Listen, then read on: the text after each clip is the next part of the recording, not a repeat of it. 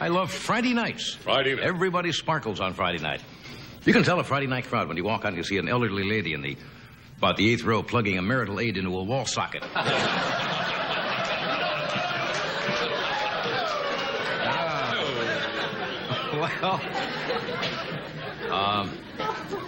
We're going back to Washington tomorrow to do a little work on the inaugural, and I'm looking forward to that, but I'm really kind of sad about leaving Burbank. Leaving Burbank is a very difficult thing to do.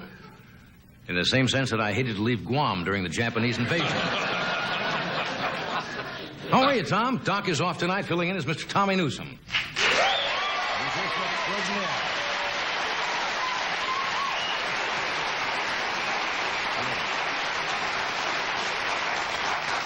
I always try to find out little tidbits about Tommy's life to pass on to you from time to time, and Tommy has a secret fantasy, and I won't tell you exactly what it is, but it involves Tommy. Involves Tommy, the Lennon sisters, and Kraft Endicott cheese. Now, you see, I shouldn't kid him because I found out, I've said this before, Tommy had a very unhappy childhood. True. Going way back to when he was born. The day he was born, the nurse handed his mother the baby. And then she turned to the doctor and said, "This took 9 months?" You listening to that? Is that one of the, See, Tommy belongs to, you've heard of the Book of the Month Club? And the Fruit of the Month Club around Christmas time?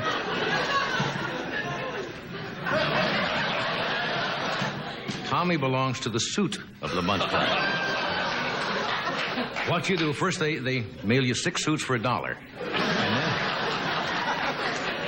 And then you get a Dacron leisure suit once a month for life. Well, there are 4 more days to the inauguration, and on January 20th, the nation will have a new president.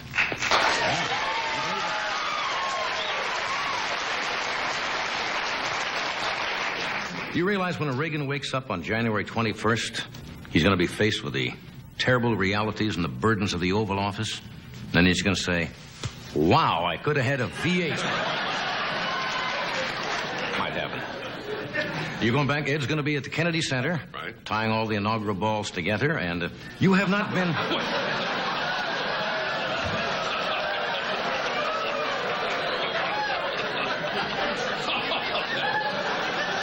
Could you rephrase that a tiny bit? Yeah. I did...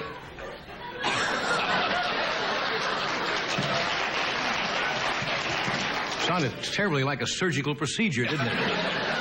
He's going to be the anchor person for all the balls, so they have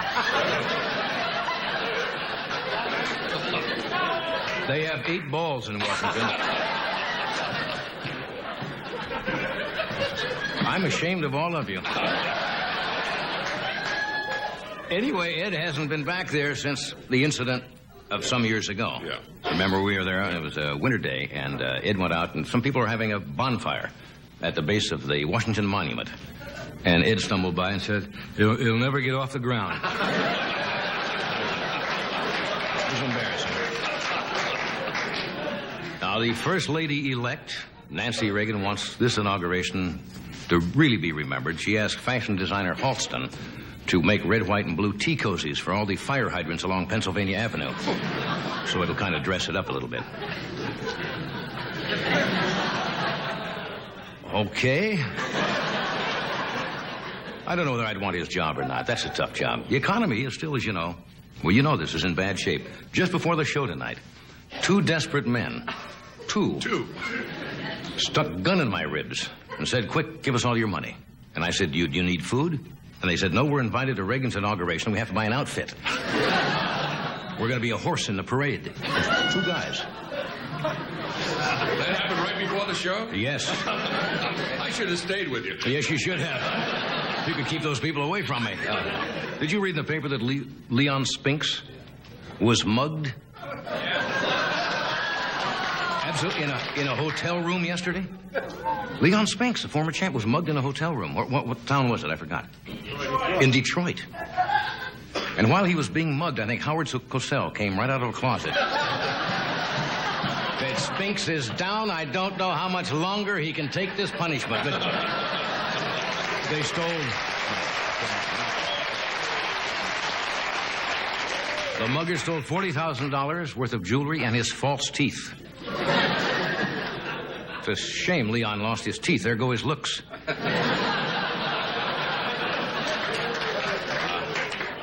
Did you see, read this in the paper, one of these crazy items? They shut a restaurant down up in San Francisco for the illegal sale of alligator meat to the customers. Apparently, one customer was complaining about his dinner and said, "This is a crock." And the guy says, "No."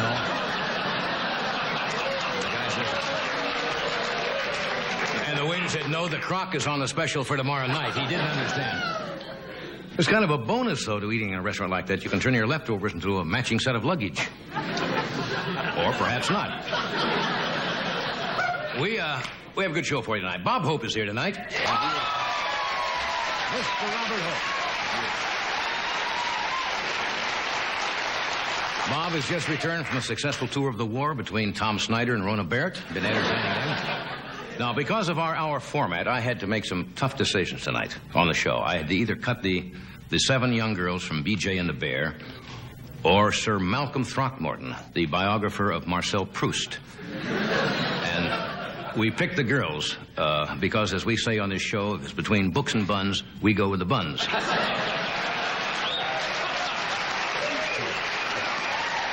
So stay where you are, and we'll be right back. Oh, thank you, Tom. Breakfast can still be as good as you remember with cream of wheat from Nabisco. Watch.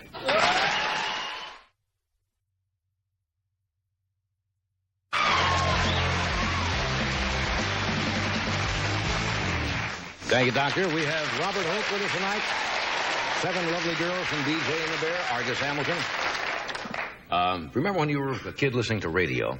And one of the things I always remembered on radio shows, especially from California, they would make jokes about the La Brea tar pits. Yes. And I never knew exactly what that meant. I thought it was made up. Those of you who are out here on vacation may have visited the La Brea. It's a very famous landmark down on Wilshire Boulevard, where they, I guess, years ago, discovered the remains of prehistoric creatures that are buried there, and they're still under excavation. And apparently they have run out of money down there, and they may have to shut down for lack of funds, which is too bad. What do? I think they just build a thing around it and temporarily do not walks around it, do not dig anymore. But anyway, the archaeologists at the La Brea tar pits were kind enough. We thought maybe as a public service we could show some of these artifacts. Oh, that's terrific. Well, they're so nice down there.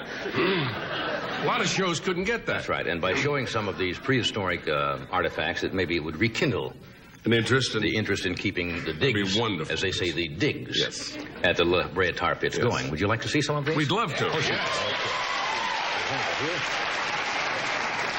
Okay. This, for example,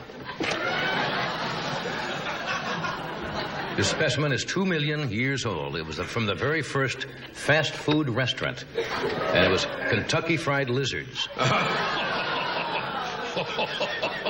Those are, I think, extra crispy. Those are actually from the La Brea tar pits.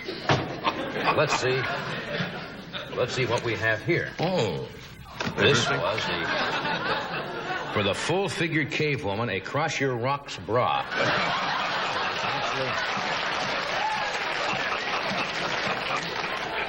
From the tar pits. Actually from the tar pits. La Brea tar pits.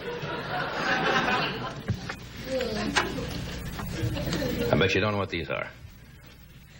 Now, these are 3,000-year-old sideburns from the world's first Elvis impersonator, who was even doing it way back then. Now, let's see what else we have.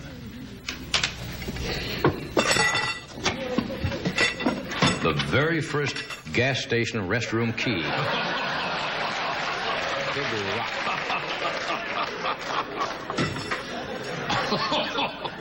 From the La Brea tar. Can these be seen at the museum? Absolutely. Yes.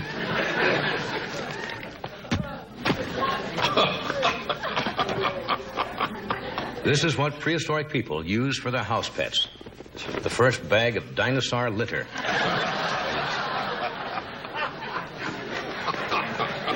from the La Brea Tar Pits.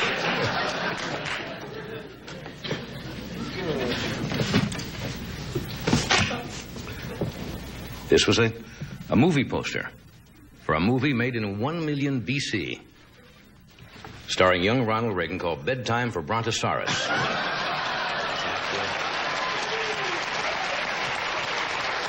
From the La Brea Tar Pits. We didn't get it in. Probably one of the most interesting artifacts. If you look at that, this is a prehistoric chessboard before the invention of the color white. It's just...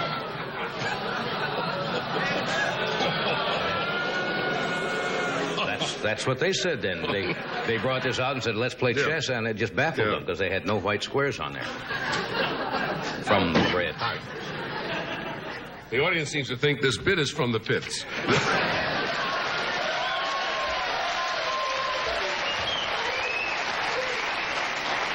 This belonged to, we found out, to a prehistoric police SWAT team, a bulletproof loincloth.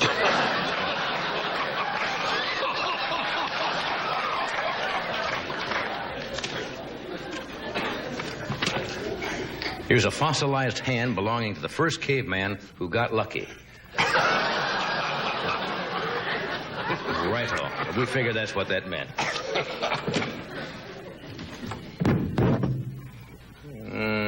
Like that. Folks, you got to learn to edit as you go along. Now, here, from the Iron Age, the first home appliance ever developed, Mr. Rock. Silly, very silly. From the La Brea Tar.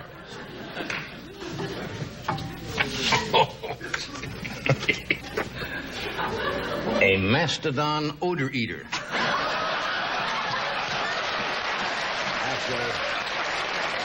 From the La Brea Tar.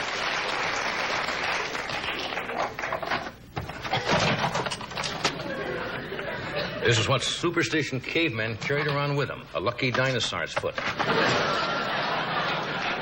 Folks, these props cost a fortune. And they're heavy. Seem to be. The rough draft of the Ten Commandments written by an early ancestor of the Reverend Jerry Falwell, actually written on stone tablets.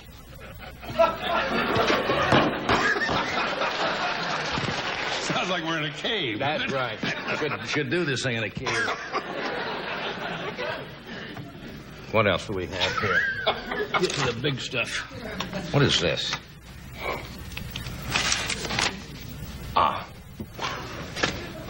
We have some things that are more current. Oh. From the La Brea Tar Pits. These were thrown. You see what those are?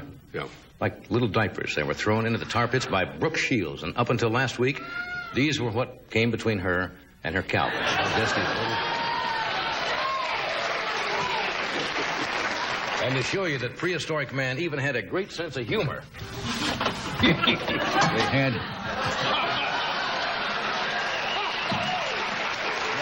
Even then.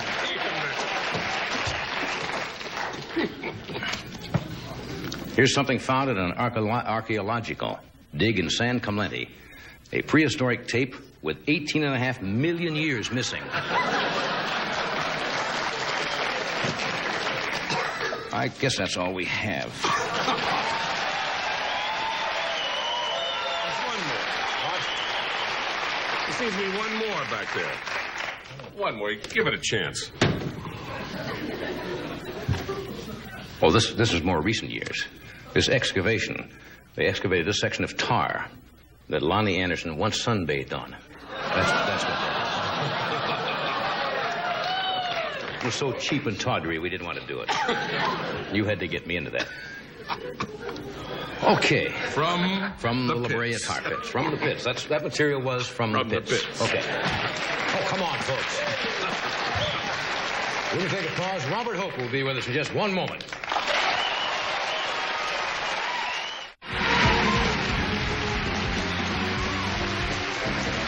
Thanks, Tom.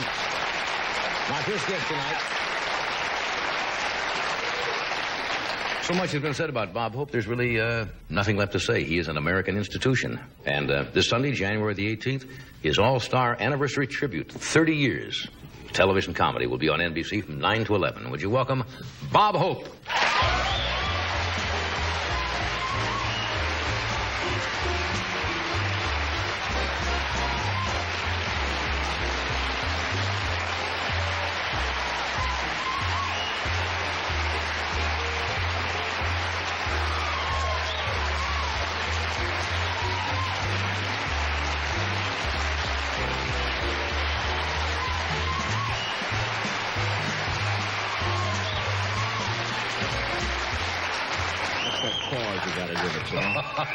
I was waiting. I was buttering a bun back there.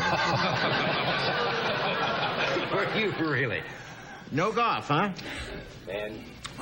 That's right. Currently, you have this Palm Springs Desert Classic going on. I've been flying in. What are you commuting back and forth? Every day by Spanish Airlines.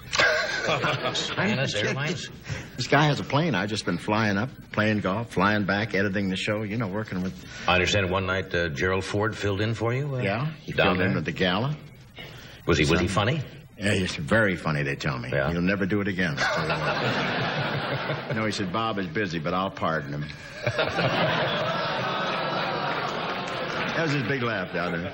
Big laugh. 30 years. He is really good. Yeah. Really wonderful. 30 years with the same network? 30 years. I'm on my 31st now. Have you ever been with another network? I don't recall. You've never worked for any of the other major networks? This is it. On radio, too? Always NBC? Radio. I was on radio for 12 years before that. Yeah. So I'm on my 43rd year. That's incredible. Started as a child. I sat there listening to you. Yeah. I meant that. When I was growing up, not to make you sound like an elderly man, but I would tell you and Jack Benny and Fred Allen and Fibber McGee and Molly and all of those shows had a great effect on people of my generation. Sure. We stole from you all. Sure. A little bit here and there. Sure. Your first show was great, wonderful medium. I don't know why we ever got into this stuff, I loved radio at Sunset and Vine. We used to do it, read the jokes and kiss the script, then walk out and drop the whole thing in the can and keep going right to the golf course. Now you have to go and have your head blocked, makeup and all of that stuff. Shibe look you over. My God, it's murder. Your first show, I think we mentioned once, was Easter. He was around that time. Easter 1950, yeah, was at the New Amsterdam in New York. Yeah. With, was it a good show? It was pretty good. It was outside of me. It had Doug Fairbanks Jr., who's on my 30th, and it had B. Lilly, and Jim Starbuck and Max Liebman production, and we introduced a redheaded gal, and just for the tag, who turned out to be Dagmar. Yeah, little gal, Flo Lewis. In those days, people didn't know much about television, did they? I mean, you just kind of got in front of a curtain and did it. That's right. Turned the camera on. Oh, God, it was something else. And, that was 50, and I had done, up to that time, I'd done 7 or 8 Academy Awards. I've done command performances, White House appearances, but I was still nervous on that first show. Isn't that funny? No, I can. And I was uptight, And it was something. But they held me over. I came back to do the second show a month later, and I got into a cab in front of the Waldorf, and cab driver said, Bob Hope, huh? I said, that's right. He said, what are you going to do, another television show?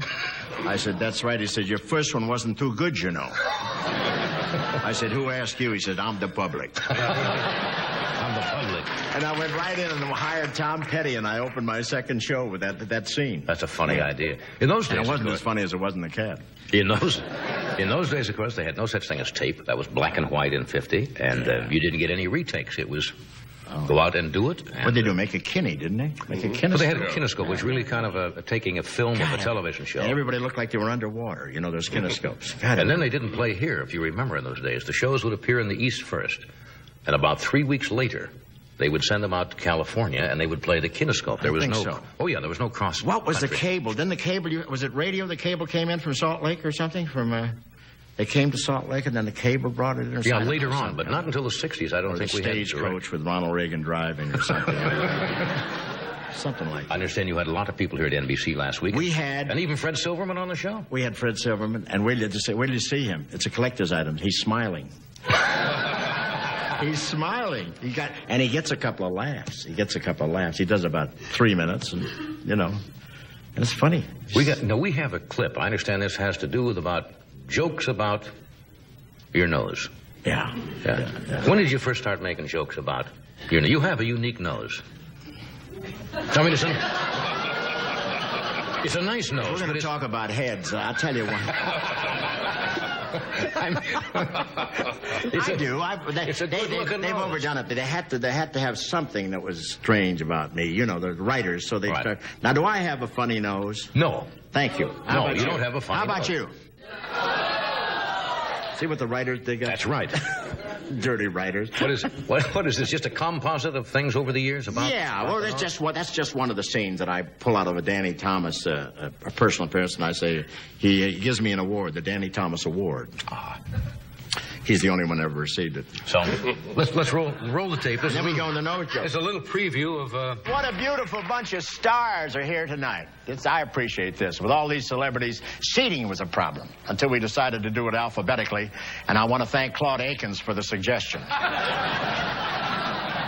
Now, there was only one awkward moment when Jamie Farr and Zsa Zsa Gabor came in with the same hairdo.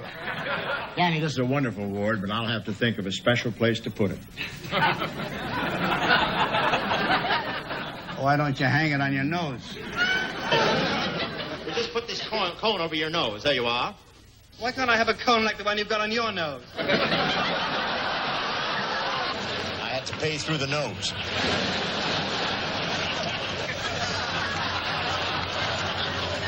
It's nice of the man to wait that long for his money. I could let you have it between your eyes, but I see you've been punished there enough already.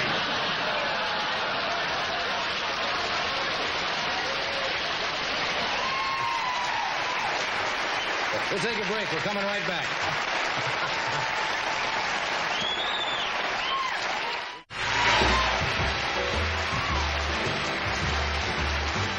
We're back.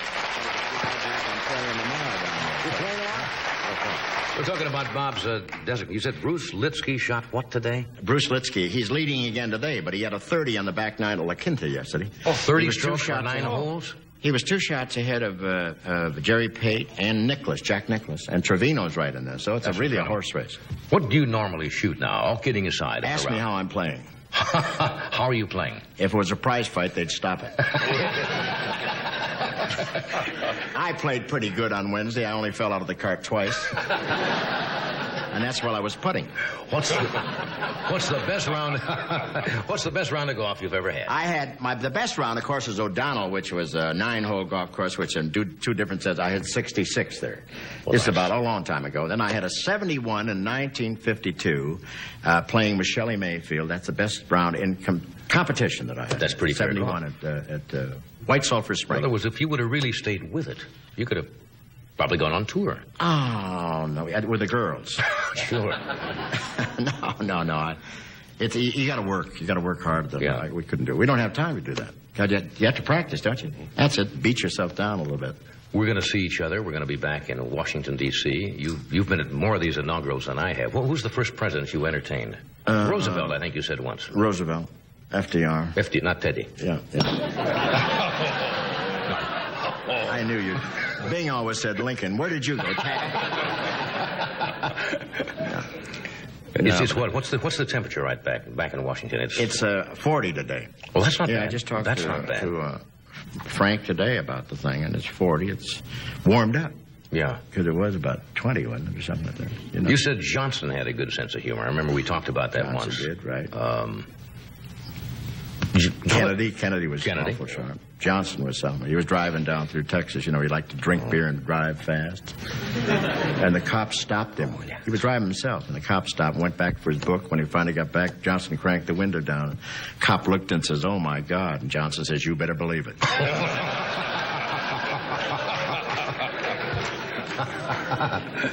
You think, I've asked you, you've been asked, I'm sure, to get involved some way politically? Mm-hmm. Never challenged you? Never thought you'd be good at it or wanted to do it? What? No, not at all. I've been asked a couple of times. Went to one by Jack Warner one time to run for the Senate, and then I've been asked to run a couple of times, but never. I don't think I'm qualified. And you'd want to get up there and get laughs, too. That's right. Yeah. That's right. And let me tell you, all those presidents want to get laughs, too. Ronnie's pretty good. Yeah, he's good at it. He's good at Oh, yeah, he gets laughs. He gets damn good laughs. I hope he stops being an actor and starts to produce, don't you?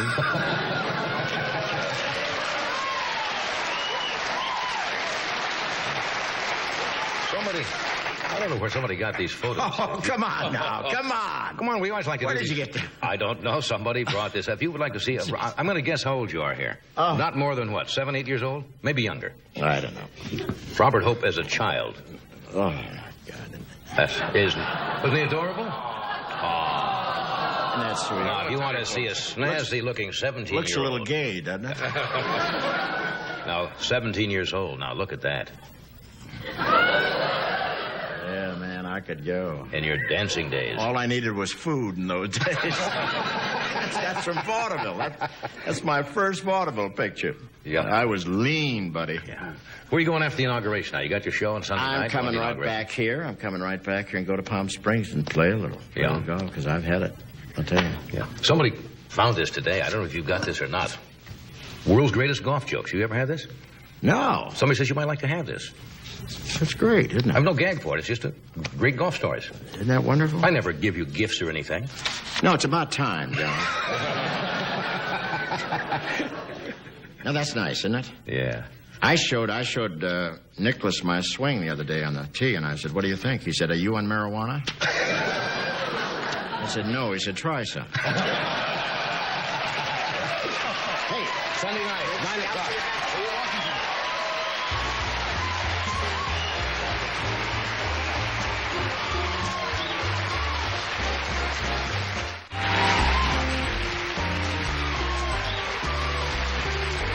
My next guest is has been here several times before on the show. He's a fine young comedian who's the host comedian at the Comedy Store in Hollywood. He's from Oklahoma originally. Would you welcome, please, Argus Hamilton? Argus?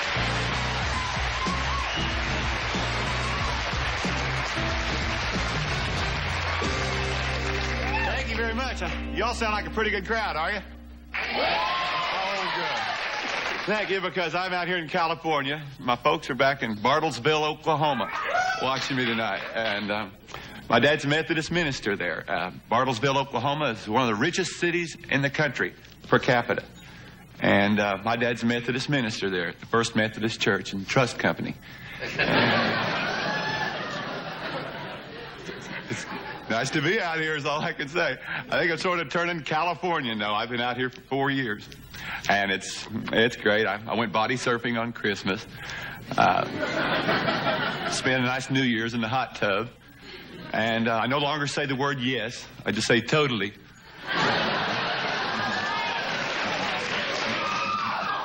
Feel like doing the Carson show? Totally. Hey, I'm here. So it is nice. So some new things for me. I'm dating a Jewish girl right now. Any Jewish girls here? Okay. You're very interesting. You're very interesting. I don't know if it's going to work out. She's Jewish, and I'm an Okie. What are we going to do, raise little jokies? She made me watch that Dr. Carl Sagan series. What's it called? Cosmos. When they traced cavemen all the way back to Israel. And it was, you remember them, the Flintstones. And the best friends were Barney and Betty Rubel. And here I am, Abba Goy. That Californians react differently to news. Like when they busted that 25 tons of marijuana in San Francisco, it was a sad day in Hollywood. Every Cadillac west of La Brea had their aerial at half-mast.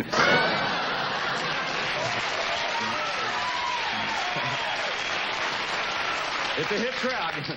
We'll get out of here twice as fast if you get the jokes. Good. And, of course, like everybody's saying, this country's turning to the right. Out in California, the Marine commercials they used to be like, join the Marines, get designer jeans, and be macho. A little different now, isn't it? Join the Marines, meet interesting people, and kill them. Yeah. What's coming up? Springtime for Reagan. Here we go. I see where Russia is withdrawing 80,000 troops from East Germany, and they're going home through Poland. And you know, the Russians always have a great excuse for invading anybody. Like last year in Afghanistan, 70,000 troops going in there looking for Brezhnev's dog.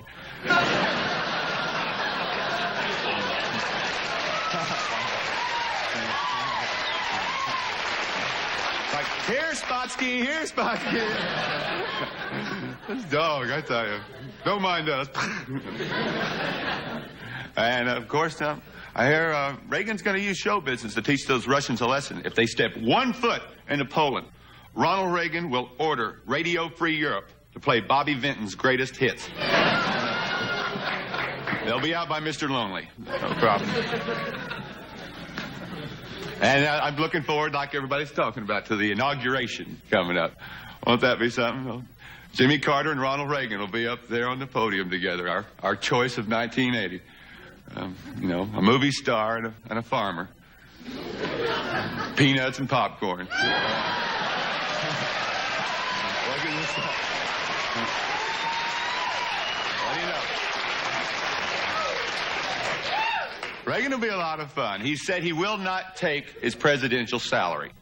He'll just settle on 6% of the country's gross annual income. I like a salesman working for commission, too. It's all right. He's going to be a hip president, very hip president. I saw it on ABC's That's Incredible. Ever since coming out against Darwin's Law, I thought that.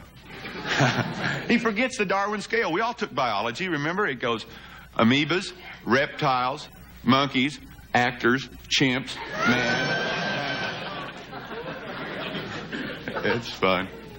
Of course, I know we'll have a lot of peace with our new Secretary of State, our chief diplomat, General Haig. That'll be kind of a put-up or shut-up diplomacy, won't it? Maybe he can get Monty Hall to go over to Iran and get our Americans back. That'll work. You can keep the Americans or trade it for what's aboard the B-52.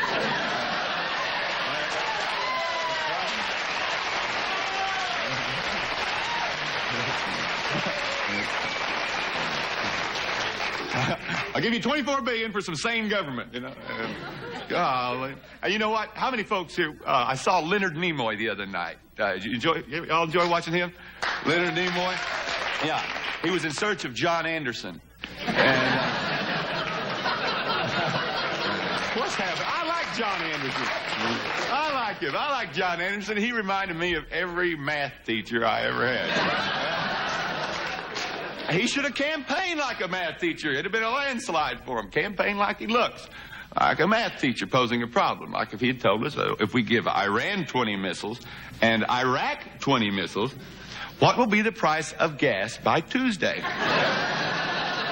Class dismissed.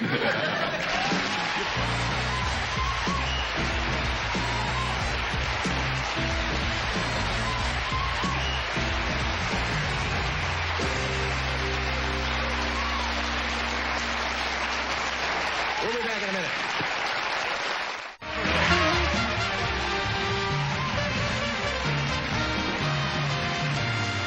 Okay, let me tell you about this. One of the successful television series that NBC has developed in the last few years is BJ and the Bears, which is on Tuesday nights at 9 o'clock. Began its 3rd season, and they've added 7 new characters. All truck drivers, but if you've seen the show, they're a little unusual, so we thought we'd introduce them. So, gals, first of all, would you welcome Judy Landers? Hello, Judy. Barbara Horn. Where's Barbara? There's Barbara Horn. Sheila DeWint. Where's Sheila? Over here. Sheila DeWint. Sherilyn Walter. There's Sherilyn. Linda McCullough. And Candy and Randy Bruck. Girls, there we are. Hello there.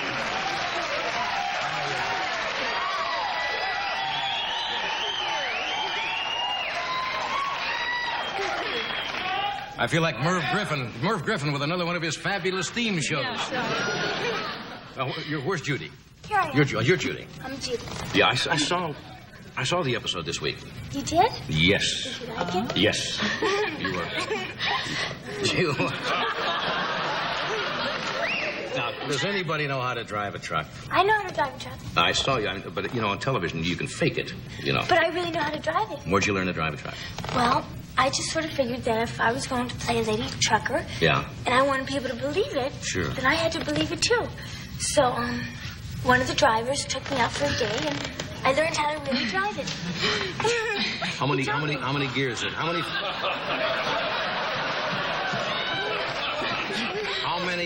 many forward gears does the truck have? I think there's 12 gears, but we only got up to 7. Unless you're in a real hurry, I guess you don't need them all. Where's Linda? Here. You're Linda, huh? Yes. Yeah. Do you know how to do this, too? Part-time. Yeah. Yeah. Now, how did you get this job? You all have to go in an audition?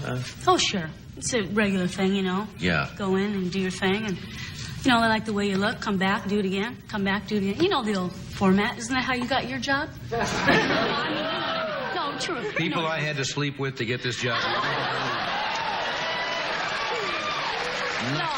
Not true at all. No, I don't mean that. No. Okay. Where's Barbara? I'm here. You're Barbara. Yes. Where are you from? I'm from Kansas City and Dallas. Where's everybody from? You're from Kansas City. Where are you from? I'm from upstate New York. Yeah, sir. Freeport, Louisiana. Louisiana? Yeah. Sacramento. California. Indianapolis. God, you girls. Carmel, Indiana. God, you girls look alike. There are some resemblances, yes. Now, who's Candy? Is Candy and... I'm Candy. You're Candy? And Randy. You pronounce your last name? Bruff. Bruff. Where are you girls from? Carmel, Indiana, which is a little north of Indianapolis. Yeah. I gotta get the name straight. Oh, I know. That's a classic problem. It's Sherilyn. Sherilyn. Yes. Yeah. Did any of you ever watch this show at all? You mean BJ? All the time. No, not BJ. I know you watch BJ. You mean Johnny Carson? Yeah, this show. Yeah. All the time. Ever since I was a little girl, I always had a crush on you, and this is one of my dreams come true.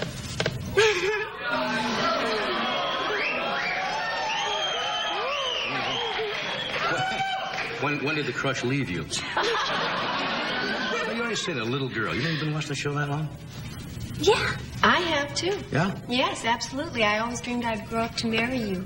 Oh, my God. Oh, no. I did. No, I'm out of that business now.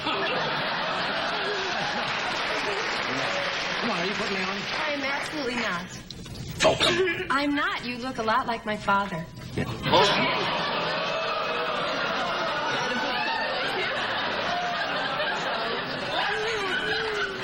Oh, very funny. Funny up there.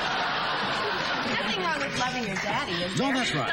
Not a bit. It's just kind of a family thing. I guess you could call it that. Now, all you girls have to learn to drive on this show? Well, not all of us. We sort of do different things. One of the things we do is ride motorcycles. Right. Because actually what we are is a daredevil stunt team of Right. women called the Lady Killers. Right. And we go to circuses and fairs, and we perform for the audience, and we do daredevil acts on motorcycles. Yeah. And we end up moonlighting as truck drivers along with other things. I'm a DJ on the radio at night. Is this the first show for most of you? Have you ever done... Well, you gals said you did commercials. Is this your first television show? What else did you do? Have you done other things? I came here 3 years ago right after I graduated high school. And some of the roles that I've played are Bonnie, Bambi, Boom Boom Bunny, Cookie Candy, Angel Goldie, Wanda the Bod. I didn't think you'd be playing Madame Curie. Not that you probably couldn't handle that, but what are some of the other roles you gals have played? Well, this was my first big break. Yeah. I was Miss Texas. Well, bring it. Yes, I was. But before this, I really didn't. I had a part on Fantasy Island and on Dukes of Hazzard and a couple small parts, but this was my first series regular role. Oh, this is it. I'm trying very hard to pretend that I'm not nervous or excited or anything about this. No, this is the first one. I've done a lot of stage, but this is it. No, this isn't my first. I did a soap opera in New York for a year and a half. Which one? The Guiding Light. You don't have time for that, though. Why not? I know you did. Do you watch soaps? Well, occasionally. Did you ever watch The Guiding Light? Well, not regularly.